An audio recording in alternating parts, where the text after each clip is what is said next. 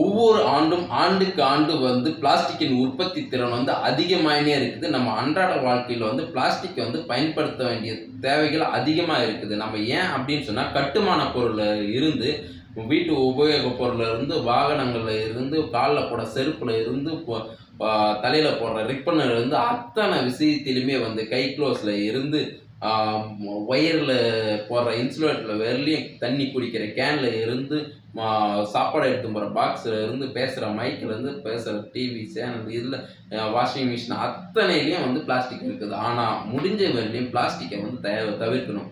தேவையான இடத்துல மருத்துவம் சார்ந்த இந்த மாதிரி இடத்துல இருக்கிற பிளாஸ்டிக்கை வந்து யூஸ் பண்ணலாம். மத்த தேவையற்ற பிளாஸ்டிக்கை வந்து தவிர்க்கிறது நல்லது. ஏன் அப்படின்னா, நம்ம கடைக்கு போகும்போது அந்த கேரி பேக்கா இருக்கட்டுமே, எடுத்துன்னு போகாம அந்த காயெல்லாம் வாங்கி போட்டு எடுத்துட்டு வந்து அப்படியே ஃப்ரிட்ஜில் வைக்கிறது, இதெல்லாம் தவிர்க்கணும். முடிஞ்ச வரையும் துணி பை, இந்த மஞ்சள் பை இது போல் எடுத்துன்னு போகிறது நல்லது. ஸோ தேவையில்லாத பிளாஸ்டிக்கை தவிர்க்கணும். தேவையான பிளாஸ்டிக்கை ஏற்றணும். இருக்க இருக்க கொஞ்சம் கொஞ்சமாக பிளாஸ்டிக்கை வந்து குறைக்கிறதுக்கான என்ன வழியோ அதை நம்ம செய்யணும். அது நமக்கு பின்னால் வர சந்ததிகளுக்கும் சொல்லித் தரணும் அப்படின்னு சொல்லிட்டு தான் நம்ம. ஏன்னா பிளாஸ்டிக்கை அதிகமாக பயன்படுத்துறதுனால கேன்சர் போன்ற பல நோய்களும் வருது. ஸோ அதெல்லாம் தவிர்க்கணும் அப்படின்னு சொன்னால், தேவையான பிளாஸ்டிக் ஏற்றுக்க, தேவையில்லாத பிளாஸ்டிக்கை வந்து அவாய்ட் பண்ணுறது நல்லது அப்படின்னு தான் சொல்லுவோம்.